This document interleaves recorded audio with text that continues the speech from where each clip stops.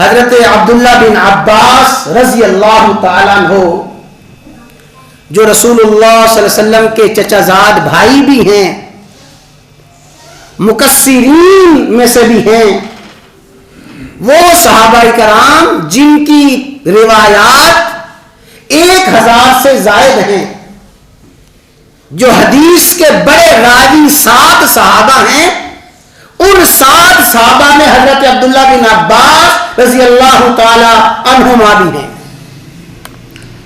عبداللہ بن عباس فرماتے ہیں کنت ردف النبی صلی اللہ علیہ وسلم، ایک مرتبہ میں رسول اللہ صلی اللہ علیہ وسلم کے ساتھ سواری پہ سوار تھا۔ ردیف اس سوار کو کہتے ہیں جو پیچھے بیٹھا ہو۔ رسول اللہ صلی اللہ علیہ وسلم آگے تشریف فرما کے پیچھے میں بیٹھا ہوا تھا، سواری چل رہی تھی۔ اچانک میرے حبیب صلی اللہ علیہ وسلم نے مجھے خطاب فرمایا، یا غلام، اے بیٹے۔ یہ محبت کا انداز ہے، یہ پیار کا انداز ہے۔ حالانکہ عبداللہ بن عباس رشتے میں رسول اللہ صلی اللہ علیہ وسلم کے بھائی تھے، لیکن چونکہ کم عمر تھے، عمر تھوڑی تھی، تو آپ نے محبت سے فرمایا، یا غلام، اے بیٹے، وَعَلَمْ، اس بات کا یقین کر لو، اے میرے بیٹے، اس بات کو ذہن میں بٹھا لو۔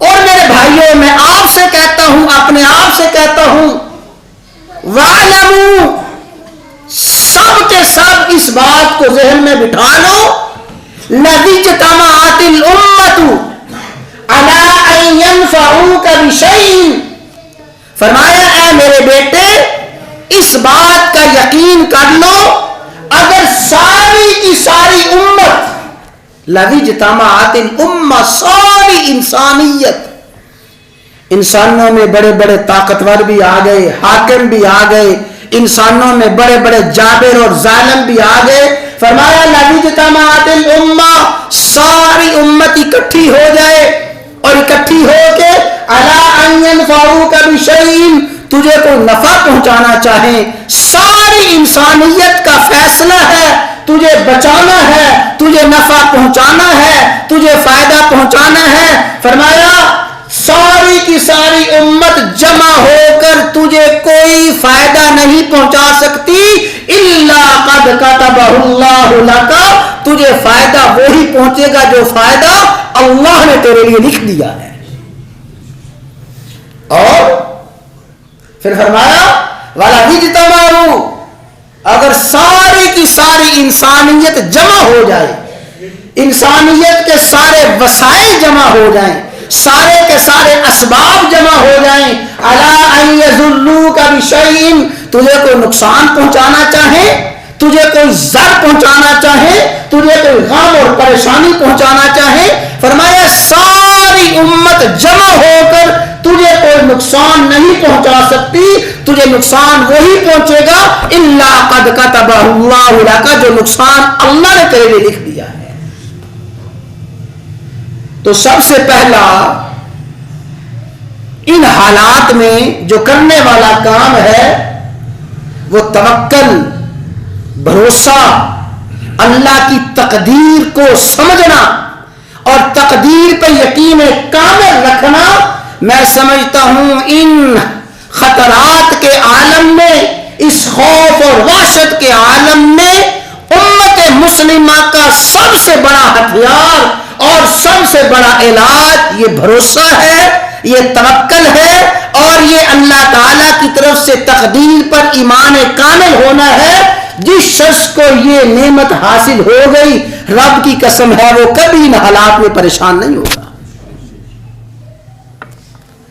تو تقدیر، توکل، اور تقدیر، توکل اور بھروسے کے حوالے سے 3 باتیں ذہن میں رکھیں۔ تقدیر اور توکل کا پہلا مفہوم یہ ہے کہ سارے کے سارے حالات یہ وائرس کی تباہ کاریاں اور یہ وائرس کا پھیلاؤ اور اس پھیلاؤ کے نتیجے میں نقصانات یہ کسی کے قبضہ میں نہیں ہیں. یہ سارے کے سارے حالات کس کے قبضہ میں ہیں؟ اللہ کے قبضہ میں ہیں.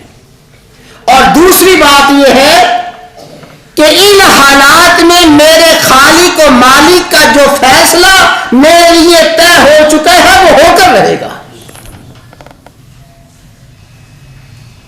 یہ فیصلہ ہو کے رہنا ہے. میرے اللہ کے قبضے میں ہے. جو کچھ ہونا ہے خالق و مالک کے قبضے میں ہے. اور جو خالق و مالک نے کرنا ہے وہ ہو کر رہے گا. کوئی بچا نہیں سکتا. اور تیسری بات کہ جو بھی میرے خالق و مالک نے کرنا ہے بہتر کرنا ہے. جو میرے اللہ نے کرنا ہے بہتر کرنا ہے. والقدر خیرہ وشرہ من اللہ تعالی. اگر اچھا فیصلہ ہے وہ بھی اللہ کی طرف سے ہے. میرے حالات کے مطابق وہ شر ہے وہ بھی میرے اللہ کی طرف سے ہے. میرے اللہ کی تقدیر میں جو کچھ ہے وہ میرے لیے بہتر ہی بہتر ہے. ذرا سوچیں نا, یہ ماں, یہ ہماری ماں ایک لمحے کے لیے ہمیں تکلیف میں مبتلا کرنا گوارا کر سکتی ہے. ایک لمحے کے لیے میری ماں مجھے تکلیف میں مبتلا کرنا گوارا نہیں کر سکتی.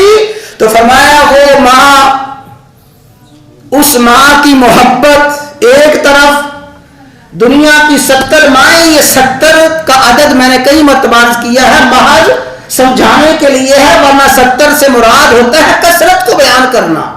دنیا جہان کی مائیں ان کی محبت مل جائے, اللہ تبارک و تعالیٰ کی محبت کا ذرہ بھی نہیں ہے. جب یہ دنیا کی ماں مجھے پریشانی میں, مجھے غم میں, مجھے کسی تکلیف میں مبتلا کرنا گوارا نہیں کر سکتی, میرا ارحم الراحمین مالک مجھے کیسے کسی پریشانی مبتلا کرے گا.